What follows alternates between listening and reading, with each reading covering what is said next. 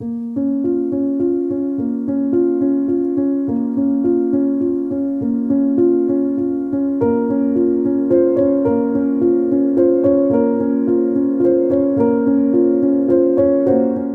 não estava procurando provas de destruição coordenada quando encontrei o incêndio de Peshtigo, 8 de outubro de 1871, para ser exato, quando uma cidade inteira queimou tão completamente que quase foi apagada da história.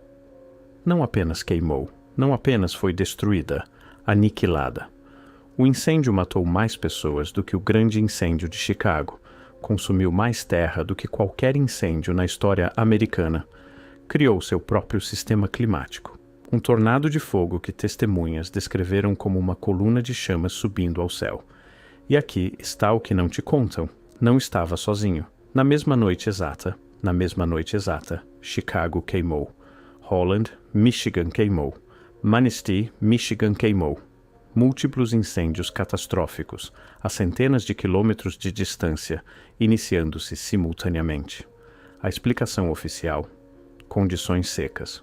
Coincidência. Uma convergência azarada de eventos separados. Simples, limpo, contido. E para a maioria das pessoas é aí que a história termina. Mas quanto mais fundo eu ia nos relatos de testemunhas oculares, mais essa explicação começava a rachar. Porque isto não era apenas fogo, era outra coisa.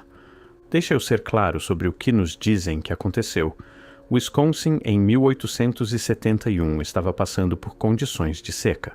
Pequenos incêndios vinham queimando nas áreas de exploração madeireira ao redor de Peshtigo há semanas. Em 8 de outubro, ventos fortes transformaram esses incêndios latentes num inferno que varreu a cidade, matando entre 1.200 e 2.500 pessoas. Clima seco, mais vento, mais incêndios existentes, igual desastre. Natural, trágico, mas explicável, exceto o fogo não se espalhou do chão. Múltiplas testemunhas, sobreviventes que conseguiram chegar ao rio, aos campos, que viveram para contar o que viram, descrevem o fogo como caindo do céu. Não brasas carregadas pelo vento, não faíscas saltando de árvore em árvore. O fogo veio de cima antes de alcançar as árvores. Reverendo Pernin, um dos poucos que documentou o evento em detalhe, escreveu que o próprio céu parecia estar em chamas. Ele descreveu bolas de fogo descendo de cima, atingindo edifícios, antes que qualquer fogo no solo os tivesse alcançado. Ele escreveu que o próprio ar estava queimando. E aqui está a parte mais estranha. O fogo estava tão quente que derreteu metal. Não apenas amoleceu, derreteu. Ferramentas de ferro se fundiram em pedaços. Moedas de cobre derreteram nos bolsos das pessoas. Areia virou vidro. Estas não são temperaturas que você consegue queimando madeira. Estas não são temperaturas que você consegue de um incêndio florestal, mesmo um catastrófico. Isto é outra coisa. Algo que requer calor intenso o suficiente para alterar fundamentalmente a matéria. Então, por que incêndios madeireiros? Por que essa explicação especificamente? E por que, quando comecei a puxar este fio, descobri que 8 de outubro de 1871 fica no centro de um padrão que atravessa continentes. Aqui é onde fica impossível ignorar. 8 de outubro de 1871. Não apenas Peshtigo, não apenas Chicago, Holland, Michigan, consumida, Manistee, Michigan, destruída, Port Huron, Michigan, queimando, Door County, Wisconsin, em chamas, múltiplas cidades pelo Wisconsin, desaparecidas, todas na mesma noite, todas dentro da mesma janela de 6 horas. A explicação oficial desmorona aqui, porque o clima não funciona assim. Condições secas não criam ignição simultânea através de centenas de quilômetros. Vento não coordena. Mesmo que cada região estivesse passando por seca, mesmo que pequenos incêndios estivessem latentes em todo lugar, ignição catastrófica simultânea requer outra coisa. Algo central, algo direcionado. Mas não é isso que você vai encontrar nos livros de história. Em vez disso, você vai encontrar o grande incêndio de Chicago. A vaca, a lanterna, o celeiro da Sra. O'Leary. Uma história simples, uma única causa, uma tragédia que faz sentido. E Peshtigo?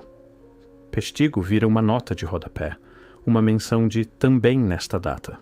uma coincidência infeliz ofuscada pelo desastre de Chicago, exceto que Peshtigo matou 2 vezes mais pessoas.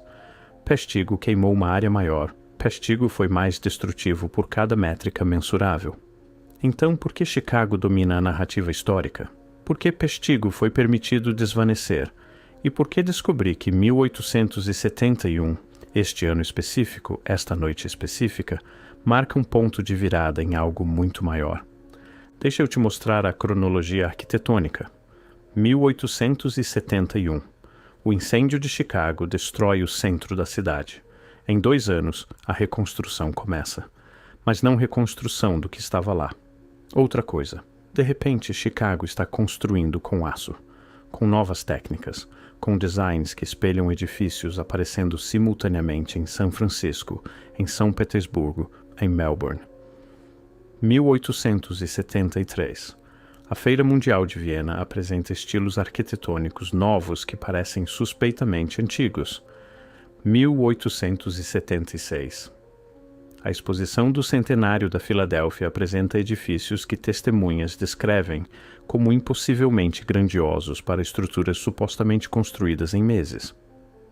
1889. Paris constrói a Torre Eiffel. 1893. Chicago cedia a Exposição Colombiana Mundial, a Cidade Branca, uma metrópole neoclássica inteira construída em 2 anos. A história oficial nos diz que isto é progresso. Revolução Industrial, o nascimento da arquitetura e engenharia moderna, ambição americana subindo das cinzas. Mas e se não for construção? E se for recuperação? E se o fogo não apenas destruiu Chicago? E se limpou as evidências? Pensa no padrão. Fogo limpa uma cidade completamente. Reconstrução acontece com velocidade suspeita.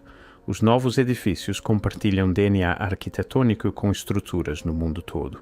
Nenhuma documentação adequada de construção existe. Nenhuma fotografia do processo de construção. Nenhum registro da força de trabalho necessária.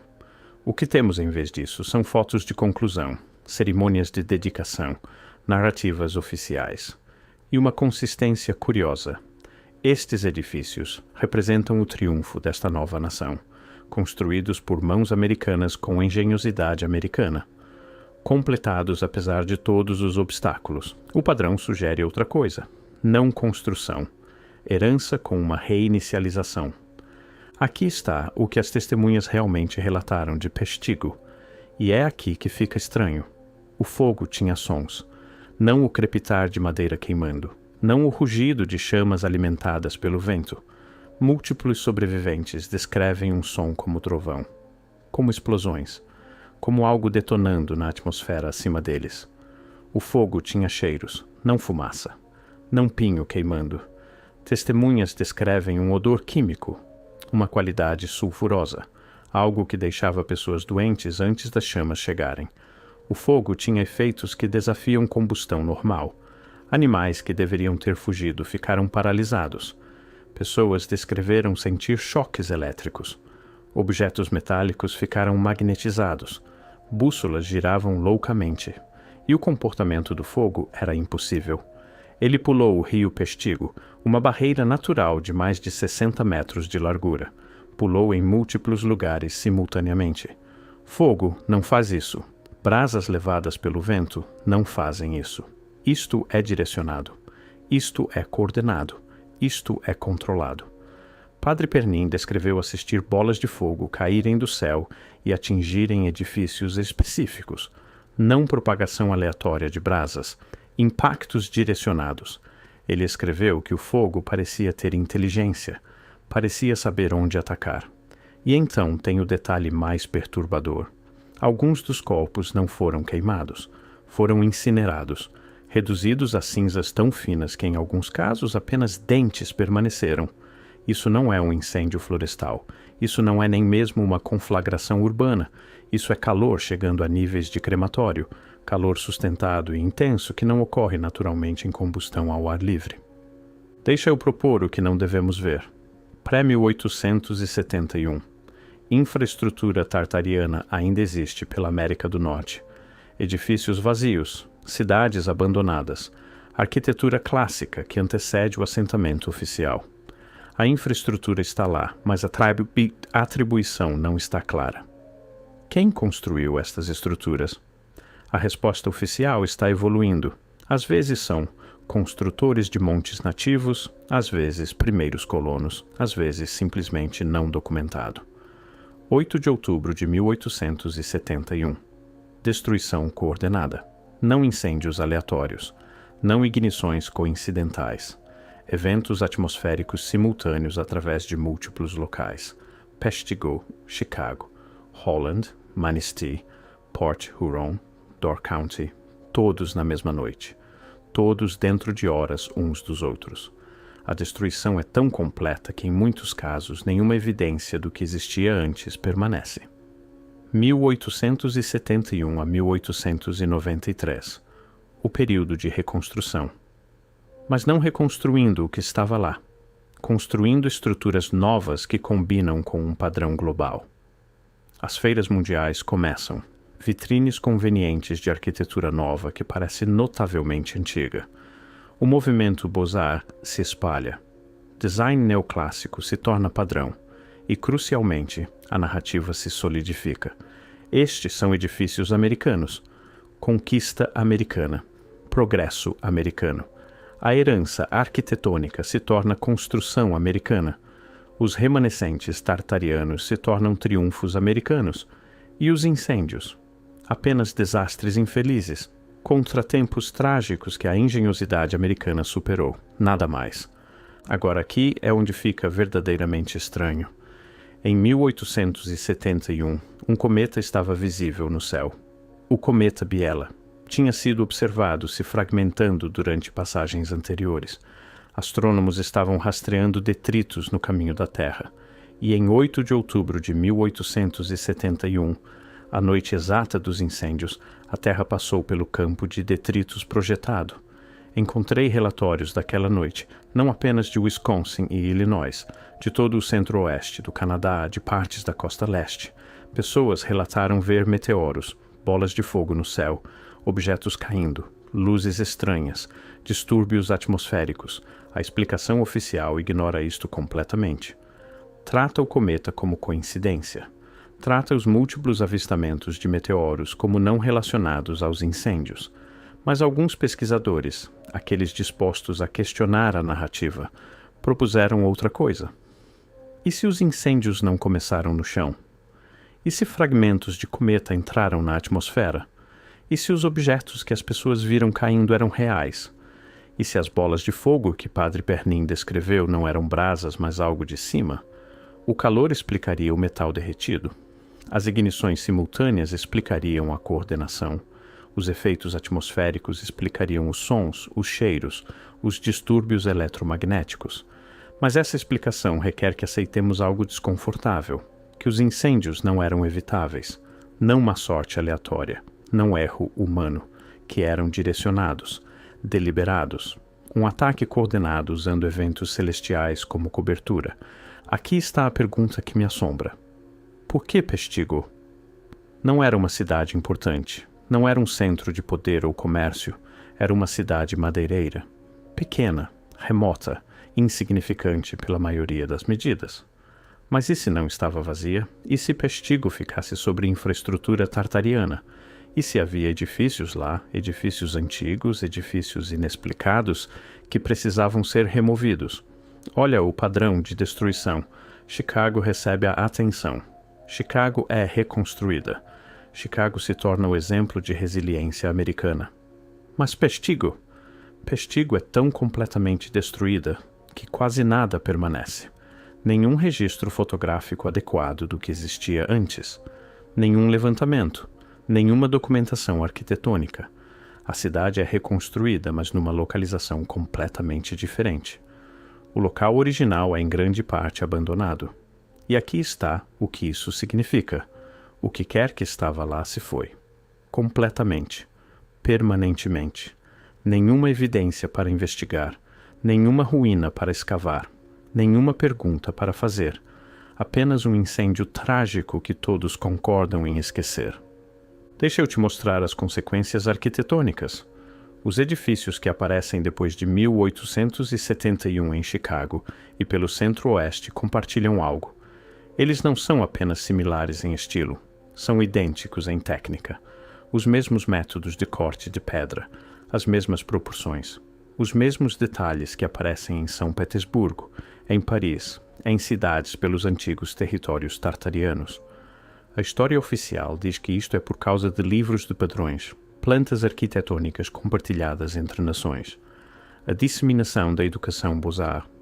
Mas isso requer que acreditemos que culturas com comunicação limitada, interesses competitivos e diferentes tradições de construção todas independentemente escolheram a mesma estética, ao mesmo tempo, com a mesma execução técnica, e construíram estas estruturas com tecnologia do século XIX em prazos que engenheiros modernos chamam de impossíveis. E se eles não as construíram? E se os incêndios limparam os locais? E se a reconstrução foi realmente apenas renovação? Pegando infraestrutura tartariana existente, adicionando placas, criando histórias de origem, atribuindo construção à civilização presente? Explica a velocidade, explica a uniformidade, explica por que não há fotografias de construção, porque não houve construção. Apenas recuperação, apenas reatribuição, apenas herança mascarada como inovação. Vamos voltar a Peshtigo com olhos novos. A explicação oficial, incêndios madeireiros mais vento, serve um propósito específico. Fornece uma resposta natural, localizada, não ameaçadora. Não requer mais investigação. Não implica padrão maior. Permite que Chicago domine a narrativa. Mas a evidência sugere algo muito maior. Múltiplas testemunhas descreveram o fogo como não natural. Descreveram bolas de chama caindo de cima. Descreveram calor que não deveria existir em incêndios florestais. Descreveram destruição coordenada através de centenas de quilômetros. Descreveram efeitos eletromagnéticos, distúrbios atmosféricos, sons que sugeriam algo além de simples combustão. E se Peshtigo não estava ocultando um acidente madeireiro? E se estava ocultando destruição direcionada? Considera como seria uma demolição controlada de locais tartarianos.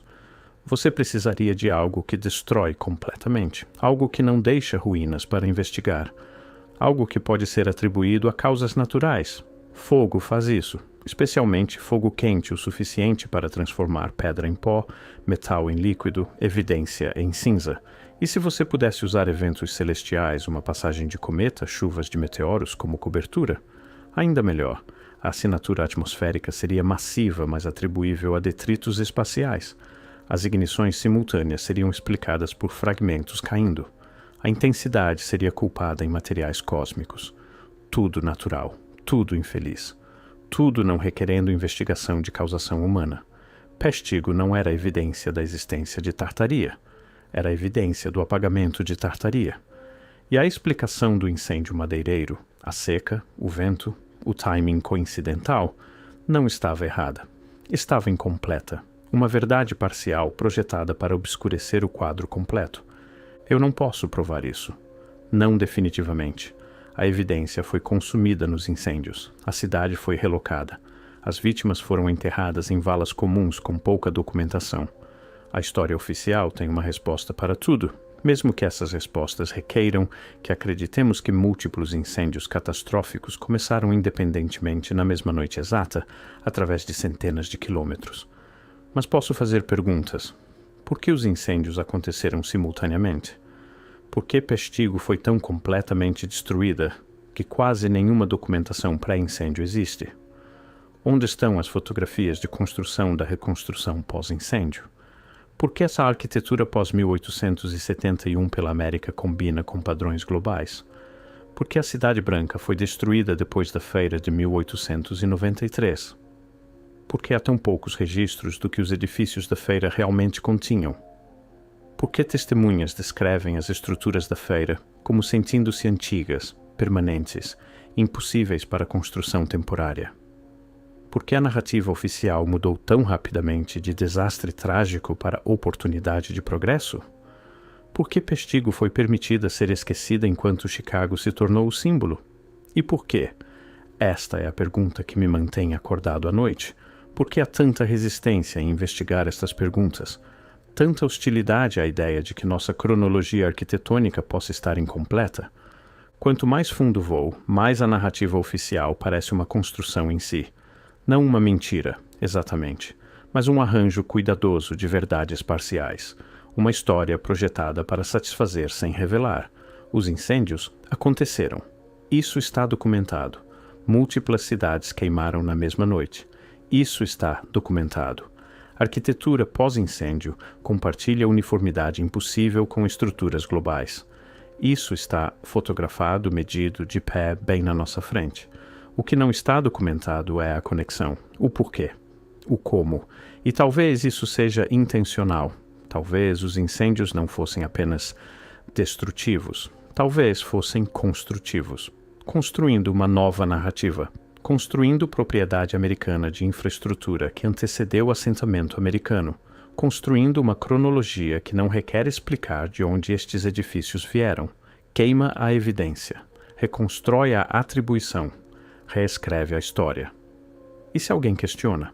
Aponta para uma tragédia, aponta para a resiliência, aponta para a conquista, olha o que construímos do nada, olha como subimos das cinzas, olha o progresso americano. Exceto que explica demais. Os incêndios simultâneos, o timing coordenado, a uniformidade arquitetônica, a documentação faltando, a destruição deliberada da Cidade Branca.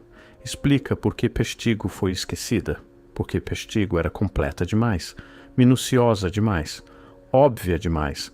Melhor focar em Chicago. Melhor criar uma narrativa simples em torno de uma vaca e uma lanterna.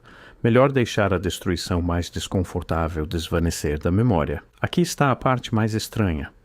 Se infraestrutura tartariana existia pela América do Norte, se estes edifícios antecederam assentamento oficial, para onde foram as pessoas? Não gradualmente, não através de conquista ou migração documentada, mas abruptamente, completamente. A arquitetura permanece, mas os construtores se foram. As técnicas estão presentes, mas o conhecimento está ausente. Os padrões persistem, mas a atribuição mudou. E aqui está o que isso requer. A destruição completa ou deslocamento de uma população sofisticada o suficiente para construir arquitetura clássica através de continentes.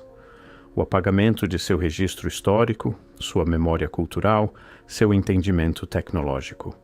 A reatribuição de sua infraestrutura a novas civilizações.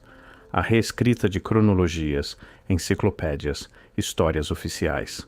A coordenação desta narrativa através do que deveriam ser interesses competitivos, governos estaduais, autoridades federais, instituições acadêmicas, sociedades arquitetônicas, todos concordando com a mesma história.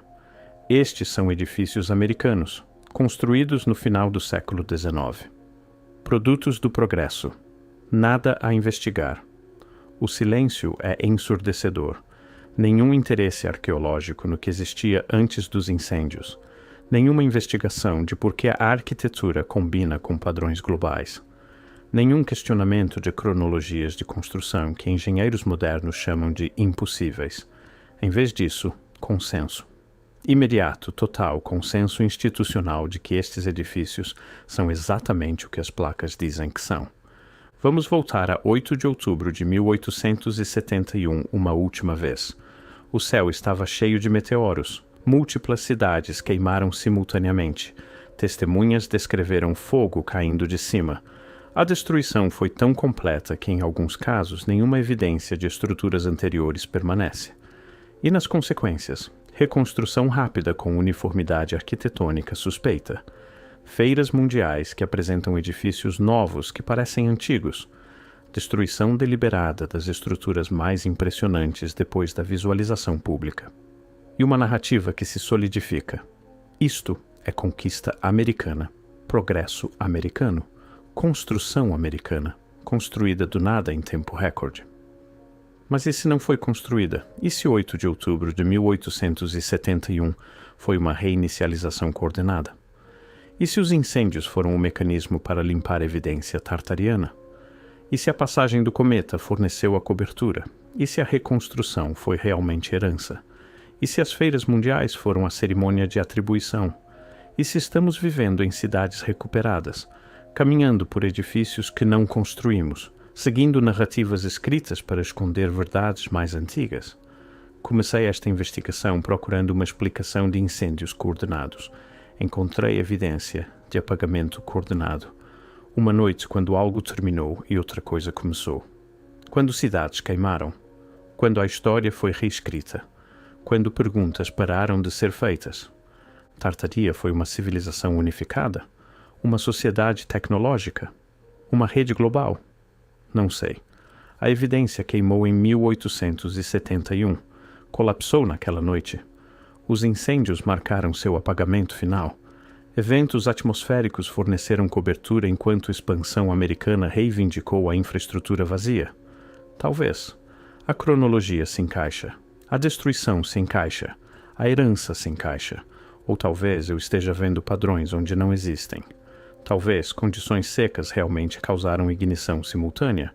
Talvez construção rápida realmente fosse possível. Talvez a Cidade Branca realmente fosse temporária. Talvez. Mas não consigo sacudir a sensação de que 8 de outubro de 1871 não foi uma tragédia. Foi uma transição. Um momento quando os remanescentes de uma civilização se tornaram o triunfo de outra civilização. Quando a atribuição substituiu investigação. Quando história oficial substituiu perguntas desconfortáveis. A arquitetura permanece. Pedra não mente. Fachadas clássicas, cúpulas impossíveis, coordenação global. Está tudo ainda de pé. Esperando por alguém para fazer as perguntas certas. O incêndio aconteceu em 8 de outubro de 1871. O céu choveu chamas. Cidades queimaram completamente. E quando a fumaça clareou, os edifícios que subiram foram chamados americanos. Se você sabe do que estou falando, se você viu estas estruturas, notou as cronologias impossíveis, sentiu a estranheza na narrativa oficial, você não está sozinho. Deixe um comentário. Compartilha a arquitetura da sua cidade. Esta investigação está apenas começando, porque em algum lugar nas chamas e silêncio há uma verdade que não deveríamos encontrar. E verdade não fica enterrada para sempre. Apenas espera pelas perguntas certas. O que não estão nos contando sobre 8 de outubro de 1871? O que aconteceu com Tartaria? E quem se beneficia do nosso esquecimento?